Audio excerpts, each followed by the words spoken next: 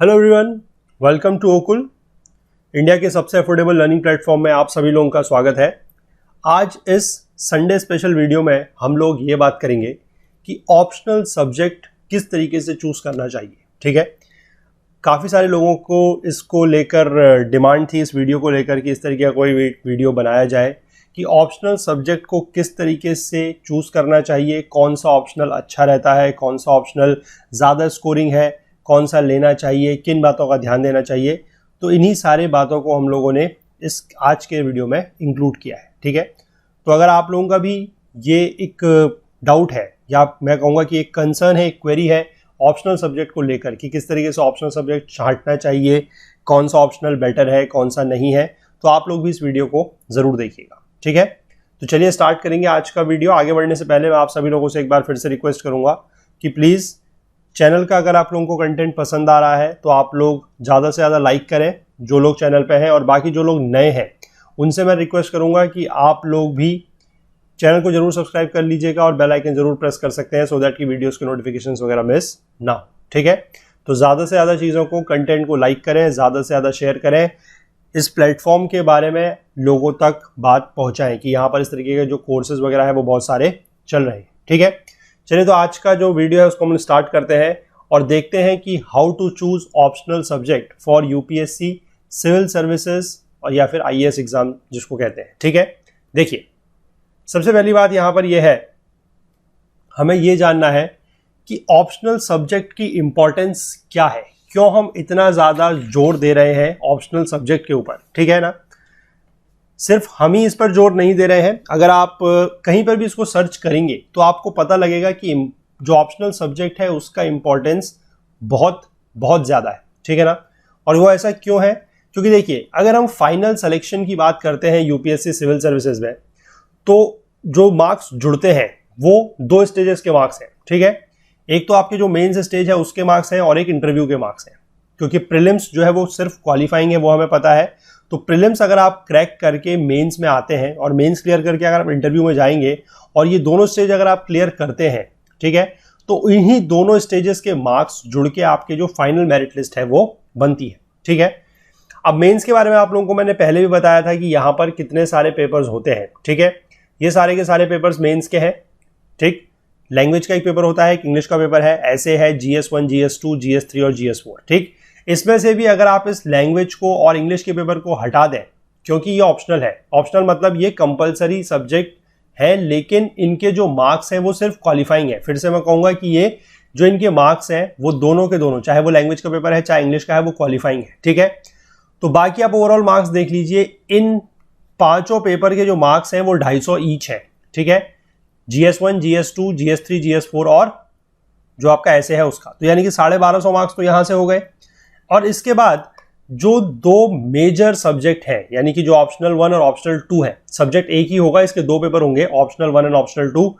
ये दोनों पेपर जो है ये भी 250 नंबर के होते हैं। ठीक है, यानी कि आपका जो ऑप्शनल है वो कितने का हो गया, कुल मिलाकर 500 नंबर का। ठीक, उसके बाद आपका 275 नंबर का इंटरव्यू है, तो फिलहाल मैं इसको कंसिडर नहीं कर रहा हूं, मैं इसकी बात नहीं कर रहा हूं। ठीक है, आप यहां पर देखिए जो रिटन स्टेज है, रिटन स्टेज के टोटल मार्क्स आपके हो जाते हैं 1750, और उस 1750 में से 500 मार्क्स जो है वो किसके हैं, मेंस में ऑप्शनल पेपर के। ठीक है, यानी कि अगर आप इसका परसेंटेज निकालेंगे कि 500 मार्क्स आपका कितना परसेंटेज है, तो आपको पता लगेगा दिस इज 28.57%, यानी कि लगभग आप कह सकते हैं 30% के आसपास, यानी कि एक तिहाई।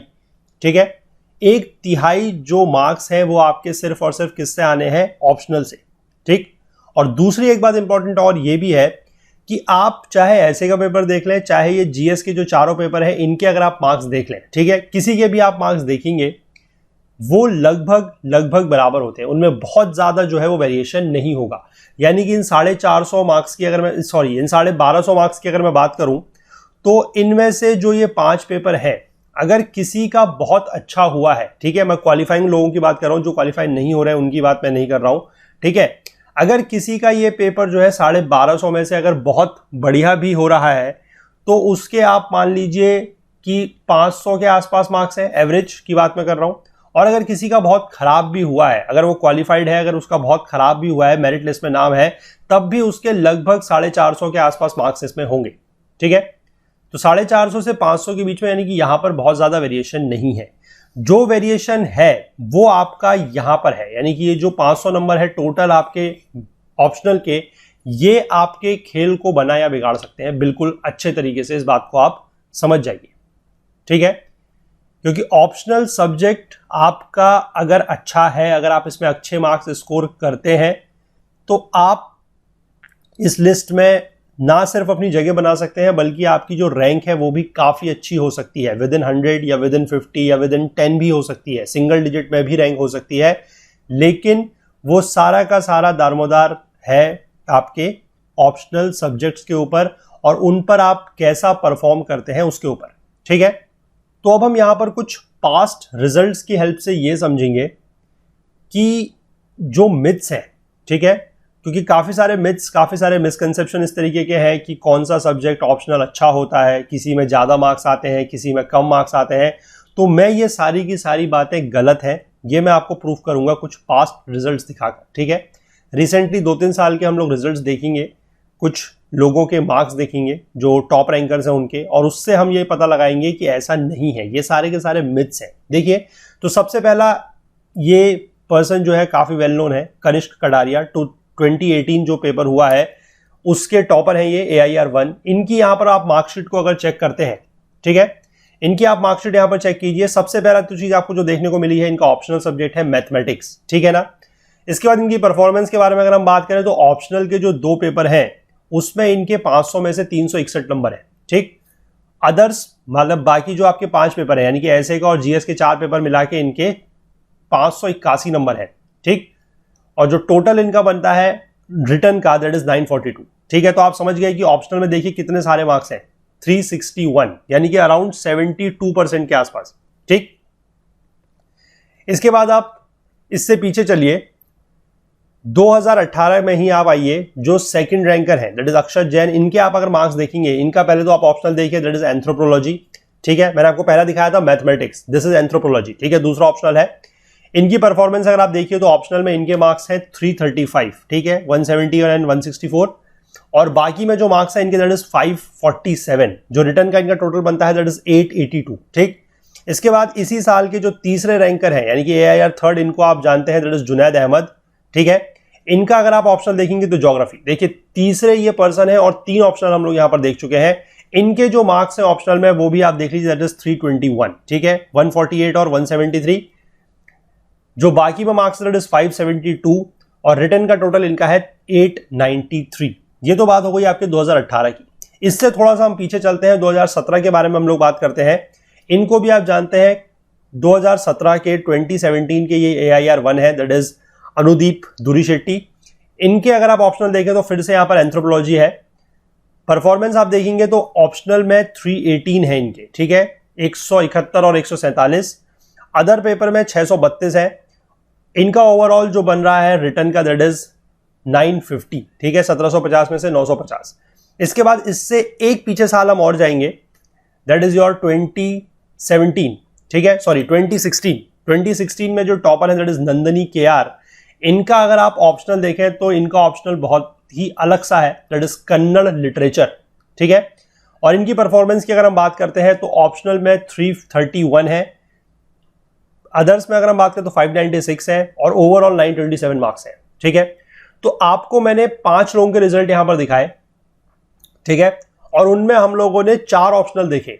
ठीक है, मैथमेटिक्स, एंथ्रोपोलॉजी, ज्योग्राफी और कन्नड़ लिटरेचर, और ये चारों के चारों जो है, ये 5 के 5 लोग जो मैंने आपको दिखाए, ये टॉप रैंकर्स हैं, जिनमें से 3 तो टॉपर है और बाकी एक सेकंड रैंक है और एक थर्ड रैंक है। तो आप इससे एक चीज तो बड़ी क्लियरली समझ सकते हैं कि कोई भी सब्जेक्ट या कोई भी ऑप्शनल ऐसा नहीं है जो कम स्कोरिंग है या ज्यादा स्कोरिंग है। ठीक है, हालांकि मैंने आपको सिर्फ ये 5 ही सब्जेक्ट दिखाए हैं यहां पर, मतलब 5 लोग में 4 ही सब्जेक्ट कवर हुए हैं, लेकिन और भी सब्जेक्ट्स ऐसे हैं जिनको पढ़ के लोगों ने, जिनको चूज करके एज एन ऑप्शनल पास्ट में काफी अच्छा किया है। ठीक है, आपको अगर 2013 के टॉपर का पता हो, that is Gaurav Agarwal, economics उनका टॉपर था। 2015 के अगर टॉपर की हम बात करें टीना डाबी, तो उनका पॉलिटिकल साइंस टॉपर था। सॉरी पॉलिटिकल साइंस उनका जो था ऑप्शनल था। तो इस तरीके से ऐसा कुछ भी नहीं है कि कौन सा ऑप्शनल अच्छा है या कौन सा ऑप्शनल बुरा है। ये आप खुद देख सकते हैं कि मैथमेटिक्स जैसे ऑप्शनल में जिसमें आप कहेंगे कि काफ़ी सारी प्रैक्टिस की ज़रूरत है, और मैथमेटिक्स एक ऐसा सब्जेक्ट है जिसका बाकी पूरे के पूरे पेपर में अगर देखें तो कहीं पर भी कोई भी किसी भी सब्जेक्ट के साथ कुछ भी मैच नहीं है, ठीक है। लेकिन फिर भी उसमें भी बंदे ने पढ़ के AIR 1 हासिल की है। तो आप समझ सकते हैं कि ऐसा कोई भी सब्जेक्ट नहीं है जो बुरा है या जो अच्छा है। करने वाले हर सब्जेक्ट में जो है वो लेके ऑप्शनल कर रहे हैं। तो इसी से हम एक चीज तो बहुत अच्छे से समझ सकते हैं कि देयर इज नो गुड और बैड ऑप्शनल सब्जेक्ट, क्योंकि इस तरीके की बातें जो है वो मार्केट में चल रही होती हैं कि ये ऑप्शनल अच्छा है, ये ऑप्शनल बुरा है। तो ऐसा कुछ भी नहीं है। देयर इज नो गुड और बैड ऑप्शनल सब्जेक्ट। पहली बात तो आप ये समझिए। दूसरी बात आप ये समझिए कि देयर इज नो स्कोरिंग और नॉन स्कोरिंग ऑप्शनल सब्जेक्ट। हर सब्जेक्ट में स्कोर किया जा सकता है, और अगर मान लीजिए नहीं किया जा रहा है तो किसी भी सब्जेक्ट में नहीं किया जा सकता है। ऐसा नहीं है कि आप ज्योग्राफी लेंगे तो आपका ऑप्शनल तो आपका मार्क्स काफ़ी अच्छे आएंगे, आप पॉलिटिकल साइंस लेंगे तो आपके मार्क्स कम आएंगे, आप सोशियोलॉजी लेंगे तो ज़्यादा आएंगे, आप हिस्ट्री लेंगे तो कम आएंगे। ऐसा बिल्कुल भी नहीं है, ठीक है। किसी भी सब्जेक्ट को लेके उस पर अगर पूरी अच्छे तरीके से मेहनत की जाए तो उस पर भी मार्क्स गेन किए जा सकते हैं, ठीक है। और इसके बाद एक बात और है लास्ट, कि there is no trending optional subject. Generally ये भी एक इस तरीके की बातें भी कभी कभी मार्केट में चल रही होती हैं स्टूडेंट्स के बीच में, कि इस साल जो है कि ज्योग्राफी ट्रेंडिंग में है, कि ज़्यादातर लोग जो है वो ज्योग्राफी ले रहे हैं, या किसी साल ऐसा होता है कि पब्लिक एडमिनिस्ट्रेशन ट्रेंडिंग में है, या किसी साल ऐसा होता है कि पॉलिटिकल साइंस ट्रेंडिंग में है। तो ऐसा कुछ भी नहीं है, ठीक है। इतने सारे लोग होते हैं, लगभग 12-13 हज़ार के आसपास लोग होते हैं जो मेंस का पेपर लिखते हैं।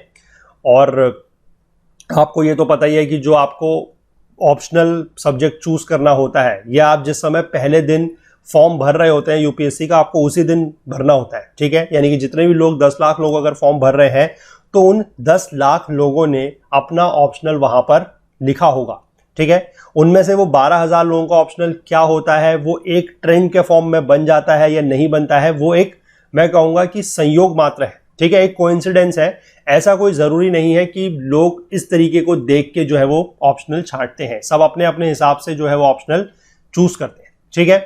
तो ये बात हम समझ गए कि कोई भी ऑप्शनल गुड या बैड नहीं है, कोई भी ऑप्शनल स्कोरिंग या नॉन स्कोरिंग नहीं है, और कोई भी ऐसा ट्रेंडिंग ऑप्शनल सब्जेक्ट नहीं है, ठीक है ना। तो अब हमें ये चीज समझनी है कि क्या क्या लिस्ट ऑफ ऑप्शनल्स हैं जिनके से हम अपना जो ऑप्शनल सब्जेक्ट है वो चूज कर सकते हैं, ठीक है। वैसे आप लोगों को ये पता होगा, जो भी सिंसियर यूपीएससी कैंडिडेट्स हैं उन्होंने ये सारी की सारी लिस्ट देखी होगी। यूपीएससी की जो ऑफिशियल नोटिफिकेशन आती है वहां पर ये मेंशन है, ठीक है। 25 सब्जेक्ट तो आपको यहां पर दिखाए गए हैं, ठीक। अब देखिए, यहीं से मैं आपको जो प्रोसेस है वो बताते चलता हूं कि किस तरीके से आप अपना ऑप्शनल सब्जेक्ट चूज कर सकते हैं।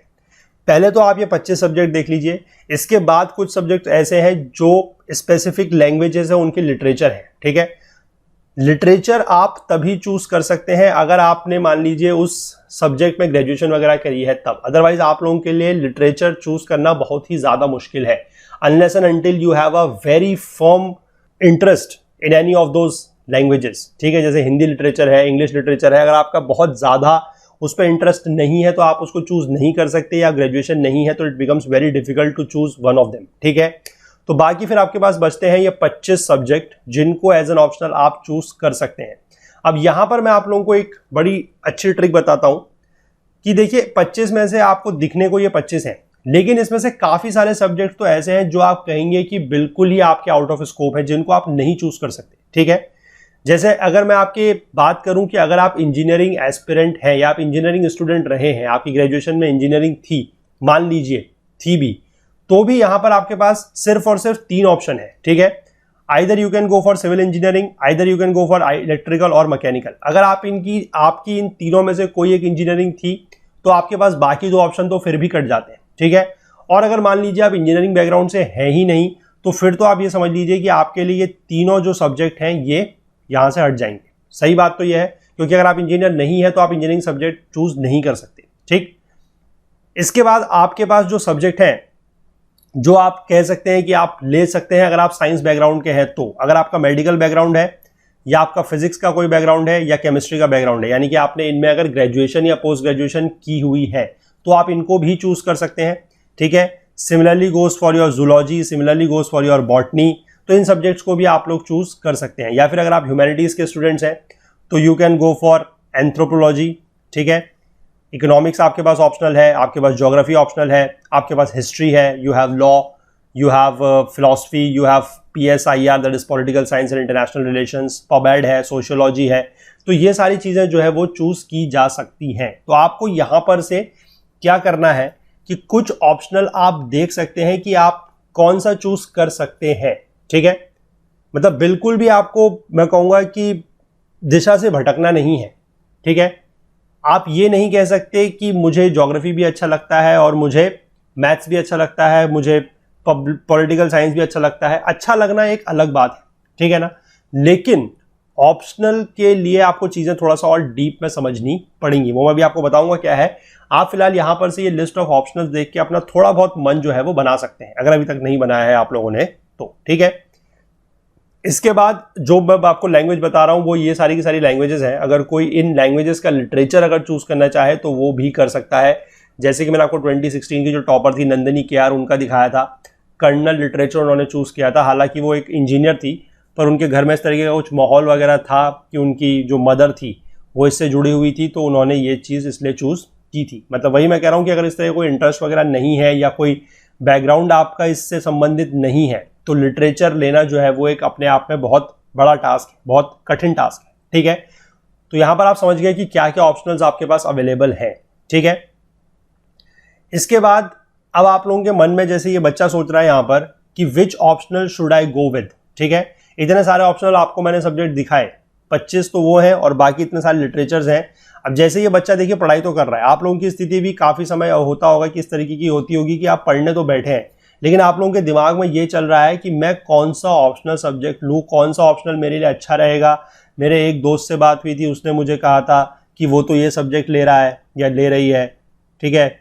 और या फिर कुछ इस तरीके की बातें मैंने कहीं पढ़ी थी या सुनी थी कि ये सब्जेक्ट में ज़्यादा मार्क्स आते हैं, इस सब्जेक्ट में कम मार्क्स आते हैं। तो इस वजह से क्या है कि आप पढ़ने के समय पे आप पढ़ाई तो कर रहे हैं, मतलब पढ़ने बैठे तो हैं, लेकिन आपका जो माइंड है वो इस तरफ को ज़्यादा जा रहा है। तो इस दुविधा को आपने दूर करना है और जल्द से जल्द दूर करना है, ठीक है। जितने भी एक्सरसाइज मैं आपको बता रहा हूँ आप यहाँ पर इसको करें, थोड़ा बहुत चीज़ों को समझें और जितना जल्दी हो सकता है अपना इस डाउट को, इस डिलेमा को दूर करें कि ऑप्शनल क्या छांटें, क्या ऑप्शनल चूज करें, ठीक है। क्योंकि जितना ज़्यादा आप इसको जितनी जल्दी कर लेंगे उतना आपका वक्त बचेगा और इस बच्चे की तरह फिर आप लोग बैठ के पढ़ाई करते समय इस तरीके से सोचेंगे नहीं, ठीक है। फिर पढ़ाई करते समय आप लोग सिर्फ और सिर्फ ध्यान लगा के पढ़ाई ही करेंगे, ठीक है।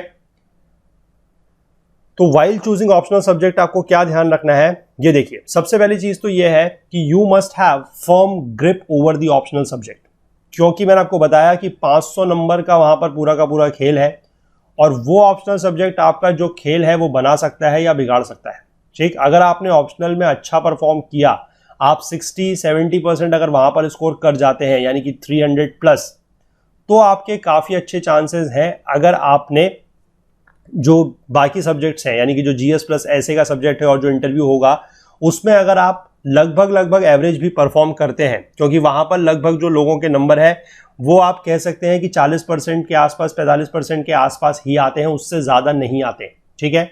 40% के आसपास भी अगर आप वहाँ पर लेके आते हैं और उसके बाद अगर आप यहाँ पर काफ़ी अच्छा स्कोर करते हैं 300 प्लस में, ठीक है, तो आपके काफ़ी अच्छे चांसेस हैं कि आपकी मेरिट लिस्ट में सिर्फ नाम नहीं होगा बल्कि आपकी जो रैंक है वो भी काफ़ी अच्छी होगी, ठीक है। तो आपको होनी चाहिए firm grip over the optional subject. अब ये फर्म ग्रिप या जो मैं पकड़ की बात कर रहा हूँ ये आएगी कैसे? इसके लिए सबसे पहला तो चीज़ ये है कि या तो आपका वो सब्जेक्ट बैकग्राउंड का है। बैकग्राउंड का मतलब है कि मान लीजिए आपने उस सब्जेक्ट में ग्रेजुएशन की है या पोस्ट ग्रेजुएशन की है, ठीक है, तो आप उस सब्जेक्ट को चूज कर सकते हैं, ठीक है। ध्यान दीजिएगा, मैं बोल रहा हूँ चूज कर सकते हैं, जरूरी नहीं है कि आपकी जो ग्रेजुएशन या पोस्ट ग्रेजुएशन है आप उसी को चूज करें, बट मैं ये कहूँगा कि उस सब्जेक्ट को भी आप सिरे से नकारें नहीं, ठीक है। एक ट्राई उस पर आप दे सकते हैं, एक विचार उस पर आप दे सकते हैं कि अगर आपका कोई ऐसा सब्जेक्ट है जिसको लिया जा सकता है, जिसमें आपका इंटरेस्ट है, जिसको आपने ग्रेजुएशन के टाइम पर 3 साल 4 साल 5 साल जितना भी है अगर आपने उसको पढ़ा है, अच्छे से पढ़ा है, अगर आपको समझ में आती है चीज़ें, तो आप उसको भी एक थॉट दे सकते हैं कि इसको भी ऑप्शनल के रूप में लिया जा सकता है। ठीक, पहली चीज तो ये है। दूसरी चीज जो इससे भी ज्यादा इंपॉर्टेंट है वो ये है कि उस सब्जेक्ट में आपका इंटरेस्ट होना चाहिए। क्यों होना चाहिए इंटरेस्ट? क्योंकि मेंस के लिए आप देखिए, सबसे पहली चीज तो ये है कि मेंस और प्रीलिम्स की तैयारी आप एक साथ करेंगे, यानी कि जिस दिन से आप ये डिसाइड कर रहे हैं कि आप यूपीएससी सिविल सर्विसेज के रास्ते पर चलने को तैयार हैं, आपकी मंजिल मसूरी है, ठीक है, तो जिस दिन से आपने इस रास्ते पे चलने की बात सोची है, उस दिन से ही आपको अपनी जो तैयारी है वो इंटीग्रेटेड फॉर्म में करनी पड़ेगी। ये बात तो ध्यान रखिए। इंटीग्रेटेड का मतलब है प्रीलिम्स प्लस मेंस की तैयारी एक साथ। ये दोनों के दोनों जो सेक्शंस हैं वो अलग अलग नहीं चलेंगे, ठीक है। और उसमें भी आप अपने ऑप्शनल को जितनी जल्दी स्टार्ट करें, जितनी जल्दी चूज करें, जितनी जल्दी स्टार्ट करें और जितनी जल्दी इसको आप इसका जो मैक्सिमम पोर्शन है उसको कंप्लीट कर लें, उतनी आपकी जो ये सफर का, मैं कहूंगा कि जो सफर है, जो इस मंजिल का सफर है वो आसान हो जाएगा। जितना आप ऑप्शनल को चूज करने में डिले करेंगे, जितना आप ऑप्शनल को पढ़ने में, कंप्लीट करने में डिले करेंगे, उतनी ज्यादा तकलीफें आप लोगों के लिए बढ़ेंगी आने वाले समय में, ठीक है। तो इंटरेस्ट होना बहुत ज्यादा जरूरी है, क्योंकि आपको कम से कम 1 साल 1.5 साल के आसपास इस सब्जेक्ट को पढ़ना है, ठीक। और ऐसा भी नहीं है कि सिर्फ एक बुक पढ़ के या 2 बुक पढ़ के काम हो जाएगा, ठीक है, क्योंकि ऑप्शनल का सब्जेक्ट इसीलिए जो है वो इंट्रोड्यूस किया गया है यूपीएससी में, क्योंकि ये आपकी जो स्पेशलिस्ट अप्रोच है उसको चेक करता है, ठीक है। यूपीएससी का जो एग्जाम है उसका पूरा का पूरा आप कहें जो पैटर्न है वो इस तरीके का बनाया गया है कि वो आपकी दोनों जो स्ट्रेटेजीज हैं या दोनों जो आपके साइड्स हैं, मैं कहूंगा जो आपके दोनों पहलू हैं, जनरलिस्ट और स्पेशलिस्ट, दोनों को चेक करता है। जनरलिस्ट तो चेक होता है आपका बाकी सारे सब्जेक्ट्स हैं, जीएस के प्लस ऐसे प्लस इनसे, ठीक है, क्योंकि उसमें तो क्या है कि हर बंदे के मार्क्स भी लगभग मैंने कहा आपको सेम आ रहे हैं और हर बंदे के पास पेपर भी सेम होगा, वो लिखेगा भी लगभग एक जैसा ही, वो लिखेगा भी, कंटेंट भी सेम होगा। अब ज्योग्राफी का पेपर आ रहा है, ज्योग्राफी के कंसेप्ट आ रहे हैं, चाहे हिस्ट्री के कुछ क्वेश्चन आ रहे हैं, तो आपके पास या कोई भी है, जितने भी लोगों ने पढ़ाई की है जो पेपर दे रहे हैं उनके पास लगभग कंसेप्ट सेम ही होगा, ठीक है। लेकिन जो आपका ऑप्शनल सब्जेक्ट है उस पर आपकी कितनी अच्छी पकड़ है, आपने उस पर कितनी मेहनत की है, कितना कंटेंट पढ़ा है, कितना आपको आंसर राइटिंग की प्रैक्टिस है, उसके आधार पर जो है आपके वो मार्क्स वहां पर डिफाइन होंगे और आपको और कैंडिडेट्स जो है उनसे ज्यादा एज मिलेगी। तो इसलिए इंटरेस्ट होना बहुत ज्यादा जरूरी है, क्योंकि आपको इसकी मल्टीपल बुक्स पढ़नी पड़ेंगी, ठीक है। 5, 6, 7 बुक्स तक मिनिमम है हर ऑप्शनल के लिए, ठीक। इसीलिए आपको जितनी जल्दी आप ऑप्शनल को चूज करें, जितनी जल्दी उसको पढ़ना स्टार्ट करें और जितनी जल्दी उसका जो सिलेबस है वो एटलीस्ट एक बार कवर कर लें, ठीक है। जितना जल्दी आप उसको करेंगे उतना ही आपका, मैं फिर से कहूंगा कि ये जो सफर है इसमें आपको उतनी ही ज्यादा सहूलियत होगी, ठीक है, या ये कह सकते हैं कि ये सफर आपका उतना ही ज्यादा सुहावना होगा, ठीक। इसके बाद एक चीज का आप और ध्यान रख सकते हैं, अगर मान लीजिए बैकग्राउंड आपका कुछ ऐसा है कि आपने अपनी जो ग्रेजुएशन है या पोस्ट ग्रेजुएशन है उस दौरान चीजें अच्छे से नहीं पढ़ी, ठीक है। जनरली ये इंजीनियरिंग ग्रेजुएट्स जो होते हैं उनके साथ ऐसा होता है, ठीक है। खासकर प्राइवेट कॉलेजेस की अगर मैं बात करूं तो इंजीनियरिंग ग्रेजुएट्स प्राइवेट कॉलेज में ये ट्रेंड चल रहा है, मतलब पिछले काफ़ी सालों से, कि लास्ट नाइट स्टडी होती है, ठीक है, कि आपका जो एग्ज़ाम है उससे लास्ट नाइट पहले पढ़ते हैं और फिर वहाँ पर क्या है कि मतलब इंजीनियरिंग तो 4 साल की हो जाती है, ठीक। लेकिन उतना ज़्यादा आप लोगों ने सब्जेक्ट को इंटरेस्ट से नहीं पढ़ा होता, उतना ज़्यादा आपको उसका नॉलेज नहीं है, तो बैकग्राउंड वाला पार्ट आपका कंप्लीट हो जाता है, मतलब खत्म हो जाता है, ये तो एलिमिनेट हो गया। अब आपकी बात आती है इंटरेस्ट के ऊपर। अब आप इंटरेस्ट को लेकर अगर चल रहे हैं, आप इंटरेस्ट अगर अपना किसी सब्जेक्ट के ऊपर आपका हो रहा है, तो वहां पर आप एक चीज का और ध्यान रख सकते हैं कि अगर वो सब्जेक्ट जो है जीएस से रिलेटेड है, तो क्योंकि जीएस में आपको पता है हिस्ट्री, ज्योग्राफी, इकोनॉमी, पॉलिटी, ये ऐसे सब्जेक्ट्स हैं जो आपको जीएस के लिए तो पढ़ने ही पढ़ने हैं, ठीक। अगर ऐसा है कि आपका इनमें से किसी सब्जेक्ट में अगर इंटरेस्ट बन रहा है, ठीक है, तो काफी अच्छा ये आप लोगों को एक, मैं कहूंगा कि एक एडिशनल एडवांटेज है, क्योंकि आपको जीएस के लिए तो जैसे मान लीजिए आपका हिस्ट्री में अगर इंटरेस्ट है या आपका ज्योग्राफी में अगर इंटरेस्ट है, तो आपको वो सब्जेक्ट जीएस के लिए तो पढ़ना ही पढ़ना है, ठीक है। हालांकि थोड़ा सा उसमें आपको डीप जाके पढ़ना पड़ेगा ऑप्शनल के लिए, लेकिन फिर भी एक आप कह सकते हैं कि बिल्कुल नया नहीं होगा। अब ज्योग्राफी की अगर हम बात करें तो ज्योग्राफी में अगर आप इंडियन ज्योग्राफी के बारे में पढ़ रहे हैं, इंडियन फिजियोग्राफी के बारे में पढ़ रहे हैं, तो आपको पता है कि इंडियन फिजियोग्राफी जो है वो चाहे आप प्रीलिम्स के पॉइंट ऑफ व्यू से बात करें चाहे मेंस के पॉइंट ऑफ व्यू से बात करें, वो रहेगा तो कंसेप्ट उसका सेम। थोड़ा सा जो है वो आपको ऑप्शनल के रूप में अगर हम बात करें, मेंस में अगर हम बात करें, तो आपको थोड़ा सा डीप में जाके पढ़ना पड़ेगा। ठीक है, अगर आप उसी का आंसर जीएस में लिख रहे हैं तो उतना ज्यादा डीप आपको नहीं जाना है, क्योंकि फिर से मैं कहूंगा जीएस आपका जो है वो जनरलिस्ट अप्रोच चेक करता है। ठीक, और जो आपका ऑप्शनल्स है वो आपकी स्पेशलिस्ट जो टेक्निक है उसको चेक करेगा। तो अगर आपका इंटरेस्ट इस तरीके किसी सब्जेक्ट पे बन रहा है जो जीएस से रिलेटेड है, तो वो भी आप लोगों के लिए एक एडिशनल एडवांटेज हो सकता है। ठीक, इसके बाद आपको सबसे बड़ी चीज लेकिन जो ध्यान में रखनी है कि that you must fall in love with your optional subject. ये तो सबसे ज्यादा जरूरी है कि आपको अपने ऑप्शनल सब्जेक्ट के साथ प्यार होना ही पड़ेगा, प्यार करना ही पड़ेगा, या मैं कहता हूं कि प्यार किया नहीं जाता, प्यार हो जाता है। ठीक है ना, मतलब ये मैं नहीं कह रहा हूं, ये कहा जाता है कि प्यार किया नहीं जाता, प्यार हो जाता है। तो उसी तरीके से आपको अपने सब्जेक्ट के साथ, जो आपका ऑप्शनल सब्जेक्ट है उसके साथ आपको मोहब्बत या प्यार या जो भी कहें, इसको इश्क कहें, जो भी कहें, वो करना पड़ेगा। कम से कम जब तक आपकी तैयारी चल रही है, जिस दिन से आप तैयारी करने स्टार्ट कर रहे हैं, तब से लेकर जिस दिन तक आपका फाइनल मेरिट लिस्ट में नाम नहीं आ जाता, आपको अपनी डिजायर्ड रैंक नहीं मिल जाती है और आप ये डिसाइड कर लेते हैं कि now I am satisfied and now I am not going to appear for the next year exam. ठीक है, क्योंकि ऐसा होता है कि लोगों का एक साल एग्जाम होता है, रैंक अच्छी नहीं आती है, वो फिर से अगले साल पेपर देते हैं। तो आपको ये मोहब्बत तब तक कायम रखनी है जब तक आप ये डिसाइड ना कर लें रिजल्ट देख के, मेरिट लिस्ट पे अपना नाम देख के, कि नाउ आई एम सेटिस्फाइड और मुझे अगले साल का पेपर अब नहीं देना है। ठीक, तब तक आपको अपने ऑप्शनल सब्जेक्ट के साथ प्यार, इश्क, मोहब्बत, जो भी आप इसको नाम दें, वो करनी ही करनी पड़ेगी। इसके अलावा और कोई ऑप्शन है नहीं। ठीक,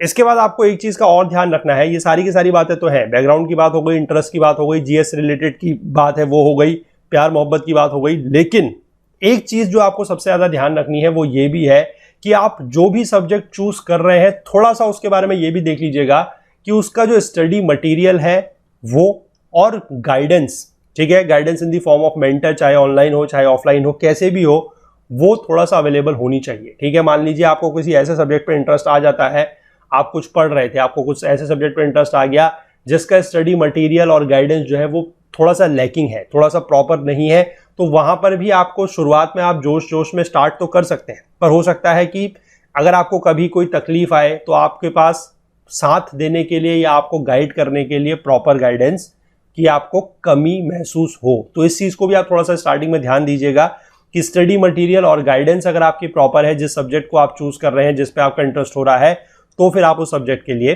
जा सकते हैं। ठीक है, और एक चीज का यहां पर मैं आपको और चीज बताता हूं। देखिए, मान लीजिए जो मैंने आपको पूरा का पूरा प्रोसीजर बताया कि आप इस सब्जेक्ट चूज कीजिए, उसमें आप देखिए कि आपको किस में इंटरेस्ट हो रहा है, बैकग्राउंड आपका क्या है।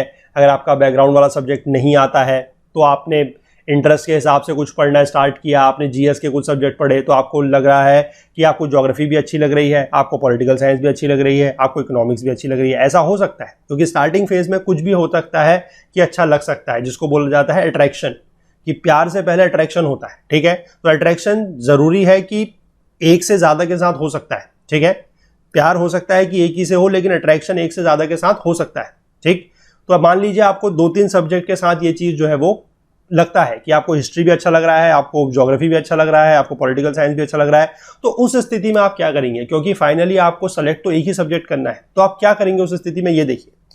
वहां के लिए आपको बहुत एक सिंपल मैं टेक्निक बता रहा हूं, ज्यादा कुछ नहीं करना है। आपको क्या करना है, एग्जाम्पल के तौर पर मैं यहाँ पर 2 सब्जेक्ट ले रहा हूं, 2 से ज्यादा भी हो सकते हैं, ऑप्शनल सब्जेक्ट 1, ऑप्शनल सब्जेक्ट 2। ठीक, सबसे पहले आपको क्या करना है, इन दोनों सब्जेक्ट्स के आपको लेने हैं सिलेबस। ठीक, आप यूपीएससी की साइट पर जाएंगे, जो इसका पूरा का पूरा मेंस का सिलेबस है वो इन दोनों सब्जेक्ट्स का अच्छे से पढ़ेंगे। पहली चीज, सब सिलेबस पढ़ेंगे और उसको समझेंगे। इसके बाद आप क्या करेंगे, इन दोनों सब्जेक्ट्स के आप प्रीवियस ईयर क्वेश्चन पेपर जो है वो लेंगे। ठीक, मेंस की मैं बात कर रहा हूं। ठीक, और मेंस में भी ऑप्शनल की, आप ऑप्शनल के दोनों सब्जेक्ट्स के पेपर जो है वो लेंगे, यूपीएससी की साइट से उठाएंगे। ठीक, मतलब 2 या 2 से ज्यादा सब्जेक्ट जो भी हैं, तो आप उनके क्वेश्चंस को समझेंगे, सिलेबस को समझेंगे कि किस तरीके के क्वेश्चन जो है वो इसमें पूछे जा रहे हैं। ठीक, उसके बाद आप क्या करेंगे कि दोनों सब्जेक्ट्स की एक एक स्टैंडर्ड बुक उठाएंगे, ज्यादा नहीं, एक एक। ठीक, और इन बुक्स को पढ़ना आप स्टार्ट करेंगे। मान लीजिए 2 सब्जेक्ट्स आपका, एक हिस्ट्री है एक ज्योग्राफी है, तो आपने क्या करा कि दोनों के सिलेबस को पढ़ा, सिलेबस को समझा कि इसमें क्या क्या पूछा जा रहा है, क्या क्या किस किस पॉइंट से किस किस टॉपिक से क्वेश्चन आ रहे हैं। फिर आपने ये सारी की सारी चीज़ें जाके देखी क्वेश्चन पेपर में कि अच्छा इसमें से इस टॉपिक में से ये तरीके का क्वेश्चन आ रहा है, यूपीएससी इस चीज़ पर फोकस कर रहा है, इस तरह का क्वेश्चन इस तरीके के क्वेश्चन में ये इस तरीके का आंसर मांग रहा है। ठीक है, तो ये आपने दोनों सब्जेक्ट का समझ लिया। उसके बाद आपने दोनों सब्जेक्ट की एक एक स्टैंडर्ड बुक उठानी है और उसको पढ़ना स्टार्ट करना है। ठीक, और ऐसा नहीं कि एक एक चैप्टर पढ़ना है, आप उसमें से लगभग 4-5 सब चैप्टर जो है वो दोनों बुक के पढ़िए। तो उसके बाद आपको कहीं ना कहीं जो है वो जो एक दोनों में समानता थी, जो आपका अट्रैक्शन दोनों के लिए बराबर था, वो थोड़ा सा ऊपर नीचे होगा। ठीक है, किसी साइड जो तराजू का पलड़ा जो है वो थोड़ा सा भारी और किसी साइड थोड़ा सा हल्का होगा। तो जिस भी तरफ को भारी हो रहा है, यानी कि जिस भी तरफ को आपका इंटरेस्ट जो है वो ज्यादा बन रहा है, आपको फिर उस सब्जेक्ट के साथ आगे बढ़ना है। ठीक है, और दूसरे सब्जेक्ट को आप थोड़ा सा जीएस पॉइंट ऑफ व्यू से रख सकते हैं अगर वो जीएस का सब्जेक्ट है तो। ठीक है, अदरवाइज आप उस सब्जेक्ट को निगलेक्ट साइड से कर सकते हैं और जिस सब्जेक्ट की तरफ को आपका इंटरेस्ट ज्यादा बन रहा है उसके साथ आप आगे बढ़ सकते हैं। ठीक है, क्योंकि इस प्रोसीजर के बाद आप जो अगर 2 की लाइन में आप फंस जाते हैं, 2 के बीच में या 3 के बीच में अगर आप फंस जाते हैं, तो इस प्रोसीजर से आप उस पूरे के पूरे उस डिलेमा से, उस कंफ्यूजन से बाहर निकल सकते हैं। तो यही सारी बातें थी जो आप लोगों को मुझे समझानी थी कि किस तरीके से आप अपने ऑप्शनल सब्जेक्ट को चूज कर सकते हैं। क्योंकि काफ़ी सारे लोगों को ये डाउट था कि अगर साइंस के बच्चे हैं तो वो ह्यूमैनिटीज़ का सब्जेक्ट कैसे ले सकते हैं। ठीक है, अगर ह्यूमैनिटीज़ का नहीं लेते हैं तो फिर वो जीएस में हेल्प नहीं करते हैं। तो मैंने इसको लेकर थोड़ा सा एक कॉम्प्रिहेंसिव तरीके से आप लोगों को समझाने की कोशिश की है कि क्या क्या सिनेरियो बन सकते हैं। ठीक है, कि अगर आप साइंस के स्टूडेंट्स हैं, साइंस ग्रेजुएट हैं, तो आप ह्यूमैनिटीज़ ले सकते हैं, नहीं ले सकते हैं। ठीक है, वो सारी चीज़ें मैंने आप थोड़ा समझाने की कोशिश की है। लेकिन जो मेन पॉइंट है जो आपको ध्यान रखना है वो यही है, इंटरेस्ट। अपने इंटरेस्ट के आधार पर आप लोग काम कीजिएगा। ये बात है, हालांकि पहले भी जितने भी लोगों ने मुझसे ये सवाल पूछा है, चाहे किसी भी कमेंट के थ्रू पूछा हो या कभी भी लाइव क्लास के दौरान पूछा हो कि ऑप्शनल सब्जेक्ट कैसे चूज करना चाहिए, तो मैंने ज़्यादा तो उनको नहीं बताया है, लेकिन हमेशा एक पॉइंट पर हमेशा फोकस किया है और वो ये है कि optional subject should always be chosen based upon your interest। क्योंकि इंटरेस्ट के बिना आप किसी भी सब्जेक्ट को ज़्यादा नहीं पढ़ पाएंगे। ठीक है, क्योंकि ये ऐसा नहीं है कि आपको मान लीजिए, जैसे मैंने बताया कि 2-3 सब्जेक्ट के बीच में अगर आप फंसते हैं या आपको 2-3 सब्जेक्ट अच्छे लगने लगते हैं, तो वो हो सकता है कि जो अट्रैक्शन आपको सब्जेक्ट के प्रति हो रहा है वो किसी टॉपिक पे हो रहा हो। आपको लग रहा हो कि ये टॉपिक बड़ा अच्छा है तो ये सब्जेक्ट भी अच्छा होगा, आपने उसके 2 चैप्टर 3 चैप्टर पढ़े, आपको फिर भी लग रहा है काफ़ी अच्छा है। लेकिन आपको ये समझना होगा कि ऑप्शनल जो है वो अपने आप में एक काफ़ी अलग डिमांड रखता है। ठीक है, उसमें सिर्फ एक चैप्टर या एक टॉपिक से बात नहीं बनेगी, आपको पूरे के पूरे सब्जेक्ट के ऊपर कमांड होनी बहुत ज़रूरी है। और जितना जल्दी आप इस चीज़ को, इस पूरी की पूरी एक्सरसाइज को जो मैंने आपको यहाँ पर बताई है, इस पूरे के पूरे प्रोसेस को आप करेंगे और जितना जल्दी आप लोग अपना ऑप्शनल जो है वो चूज कर लेंगे, उतना आप लोगों के लिए फ़ायदा होगा। क्योंकि मान लीजिए आपने 6 महीने इस पूरी की पूरी प्रोसेस के में लगा दिए। ठीक है, मान लीजिए आपको लगा कि एक ऑप्शनल आप पढ़ रहे हैं, आपको 2-3 टॉपिक उसके अच्छे लगे, आपने उसको थोड़ा आगे बढ़ के पढ़ना शुरू किया और मान लीजिए कि 2-3 महीने के बाद आपको लगने लगा कि अब ये थोड़ा सा बोरिंग हो रहा है, अब मैं इसको कंटिन्यू नहीं कर सकता। लेकिन फिर क्या होगा, उस समय पर जाके आप चेंज भी नहीं कर सकते। ठीक है, क्योंकि चेंज करने का टाइम बचा नहीं होगा और उसके साथ आप कंटिन्यू उतने अच्छे तरीके से कर नहीं पाएंगे क्योंकि आपको उसमें इंटरेस्ट आ नहीं रहा है। तो इसलिए वो प्रोसेस को वहां पर करने से बेटर है कि आप उसको आज की डेट में करें। जितने भी सारे ऑप्शंस मैंने आपको बताए हैं, जिस तरीके से आप चीज़ों को चूज कर सकते हैं, आप उसको करें। और अगर लास्ट में आप 2 या 3 सब्जेक्ट में कहीं पर आके फंस भी जाते हैं, तो जो मैंने आपको लास्ट वाली स्ट्रेटेजी बताई है कि सिलेबस देखें, उसके क्वेश्चन पेपर को देखें, उसको एनालाइज करें और जो एक स्टैंडर्ड बुक है वो हर सब्जेक्ट की लें, उसके 5-5, 6-6 सब्जेक्ट्स या 5-5, 6-6 टॉपिक्स, चैप्टर्स को पढ़ने की कोशिश करें और वहां से अपना एक फर्म ये निकालें कि आपको वाकई में जो इंटरेस्ट है वो किस तरफ को जा रहा है, किस सब्जेक्ट की तरफ को जा रहा है। ठीक है, तो यही सारी बात थी इस वीडियो में आप लोगों को बताने के लिए ऑप्शनल सब्जेक्ट के बारे में। तो आई होप कि जिन लोगों के भी ये डाउट थे या जिन लोगों के भी ये सवाल थे, ये क्वेरी थी कि ऑप्शनल सब्जेक्ट को किस तरीके से चूज करना चाहिए, कौन सा ऑप्शनल अच्छा है, कौन सा ऑप्शनल बुरा है, या कौन सा ऑप्शनल में ज़्यादा मार्क्स आते हैं, किस में कम मार्क्स आते हैं, तो वो मैंने आप लोगों के डाउट्स आई होप यहाँ पर क्लियर किए हैं कि कोई भी ऑप्शनल ऐसा गुड या bad, scoring, non scoring, trending या नॉन ट्रेंडिंग ऐसा नहीं होता है।